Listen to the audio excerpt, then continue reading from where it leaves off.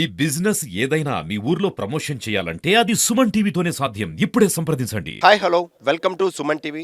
నేను మీ పవన్ని.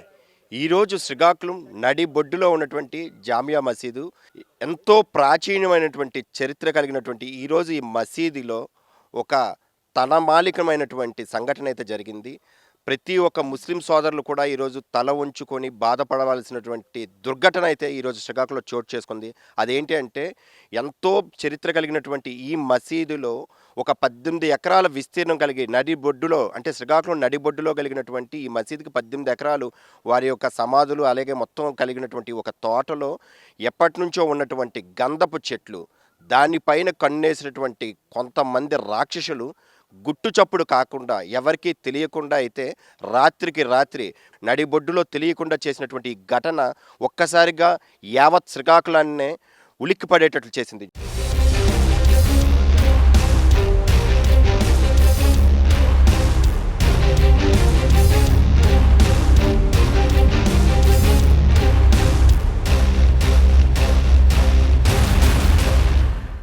చూస్తే ఇదిగోండి ఈ గంధపు చెట్లు అయితే ఎప్పటి నుంచో ఉండి ఇదిగోండి ఇక్కడ ఫారెస్ట్ డిపార్ట్మెంట్ వాళ్ళు రాశారు 1వ నెంబర్ అని.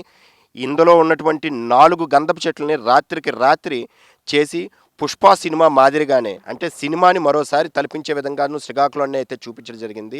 ఈ గంధపు చెట్లు తీసినటువంటి దుండగులు ఎవరై ఉంటారు, అదేవిధంగాను వాళ్ళు చేసినటువంటి ఈ ఘటన ఎవరికీ తెలియకుండా అసలు ఏ విధంగా అయితే చేశారు, ఈ గుడి యొక్క మత పెద్దల్ని అసలు ఏ విధంగా గుడిలో ఉన్నటువంటి వీళ్ళ యొక్క కమిటీ సభ్యులను అందరూ కూడా అడిగి తెలుసుకునే ప్రయత్నం చేద్దాం. అసలు ఈ ఘటన ఎప్పుడు జరిగి ఉండొచ్చు, మీకు ఎప్పుడు తెలిసింది? ఇది లక్షవారం రాత్రి జరిగినట్టుగా మా స్థానికులు చెప్తున్నారు.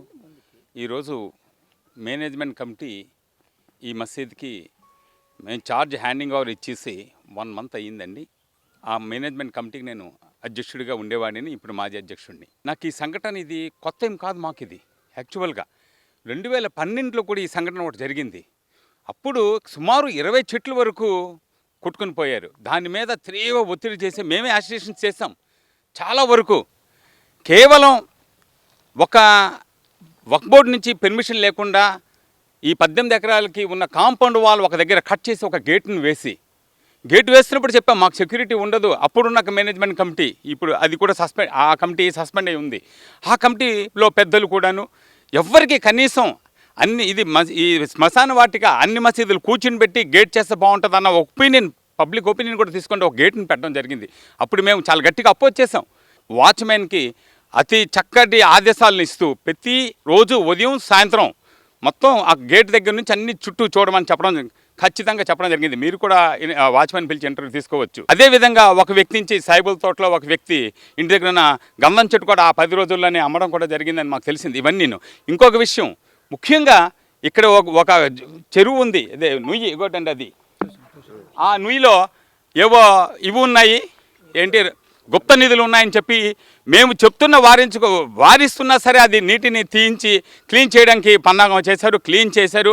అది కొన్ని కారణాల వల్ల మేము ప్రెజర్ ఇవ్వడం వల్ల విఫలయత్నం జరిగింది.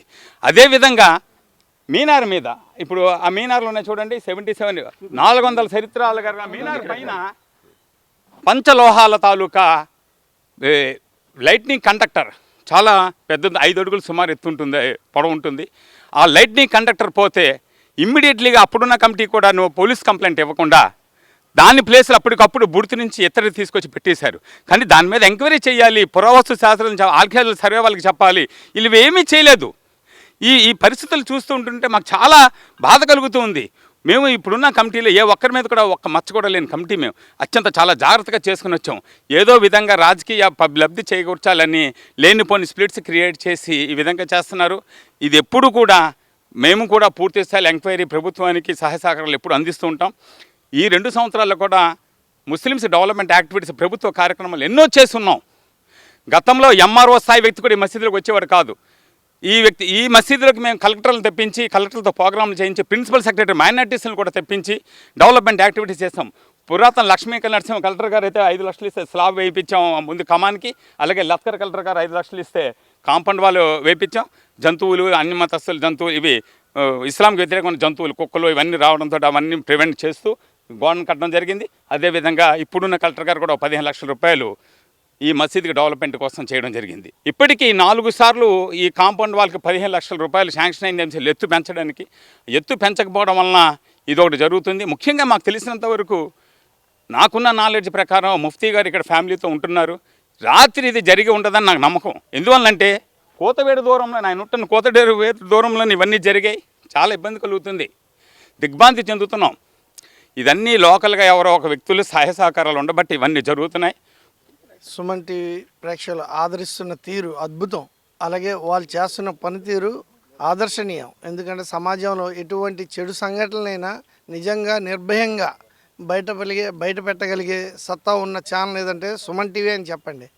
ఇదేదో మీ పొగడత కోసం కాదు, వాస్తవం చెప్తున్నాను.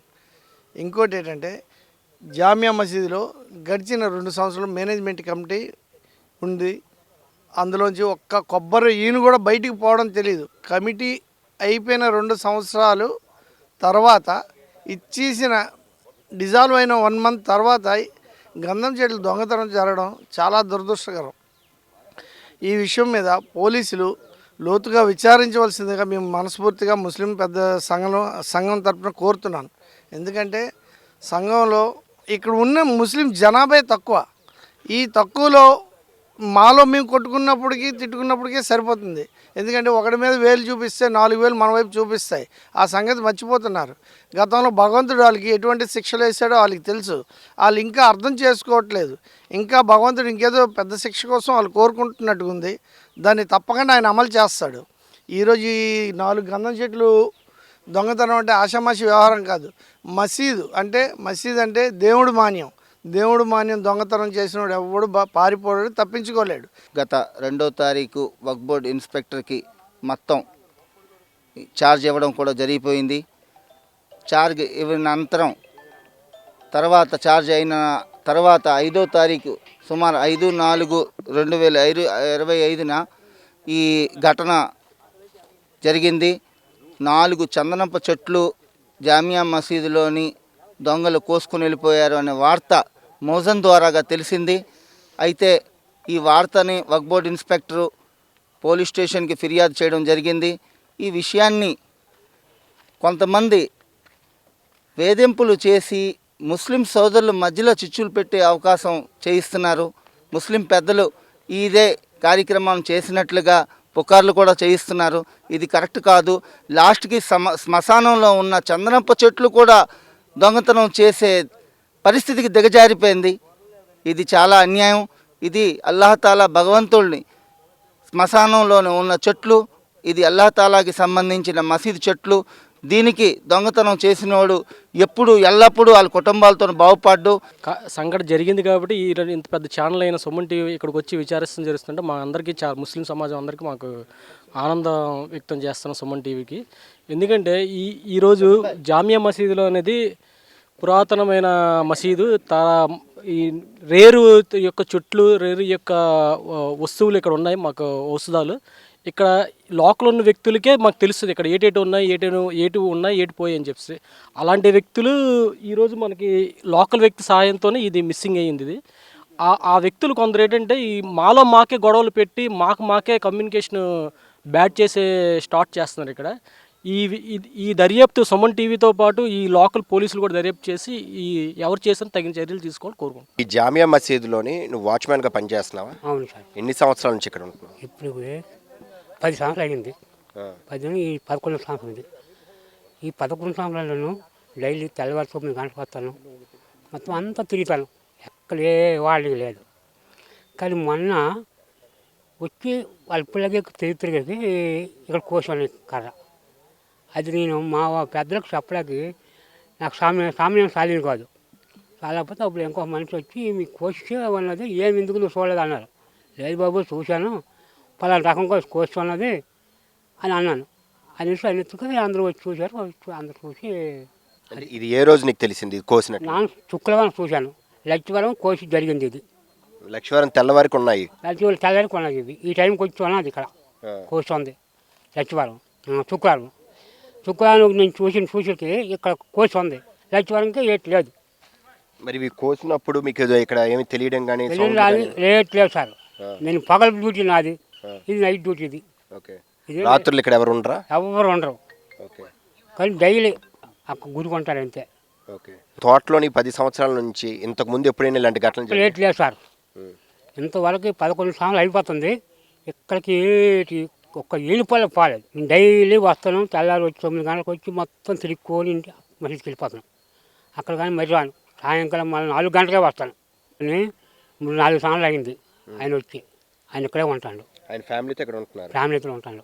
ఏది ఏమైనప్పటికీ ఎంతో ప్రాచీన చరిత్ర కలిగినటువంటి ఈరోజు శ్రీకాకుళం సూర్యమహల్ జంక్షన్లో ఉన్నటువంటి జామియా మసీదులో జరిగినటువంటి గంధపు చెట్లు దొంగతనం అయితే కలకలం అయితే రేపుతుంది. అయితే మత పెద్దలు కానీ అందరూ కూడా ముక్త కంఠంతో దీనికి బాధ్యులైనటువంటి ఈ తప్పుడు పని చేసినటువంటి ఎవరినైనా సరే ఖచ్చితంగా శిక్షించాలి. ఒకవేళ మీరు శిక్షించకపోయినా ఆ అల్లా ఆ దేవుడైతే ఖచ్చితంగా శిక్షిస్తాడంటున్నారు. అయితే ఏది ఏమైనప్పటికీ మనం ఎంతో పవిత్రంగా పూజిస్తున్నటువంటి ఇటువంటి దేవాలయాలు, అది ఏ దేవాలయమైనా కావచ్చు, అది చర్చ్ అవ్వచ్చు, మసీద్ అవ్వచ్చు, హిందూ దేవాలయం అవ్వచ్చు, అటువంటి దేవాలయాల యొక్క సంపదని పరిరక్షించుకొని మన భావితరాలకు అందించాల్సిన బాధ్యత మనందరిపైన ఉంది. అటువంటి బాధ్యతని విస్మరించి ఇలాంటి దొంగతనాల చర్యలకు పాల్పడినటువంటి ఎవరినైనా కఠినంగా శిక్షించాలని ముక్త కంఠంతో గురు పెద్దలందరూ కూడా కోరుకుంటున్నారు. ఏమవుతుందో కొద్ది రోజులతో చూద్దాం. Thank you. సుమన్ టీవీ.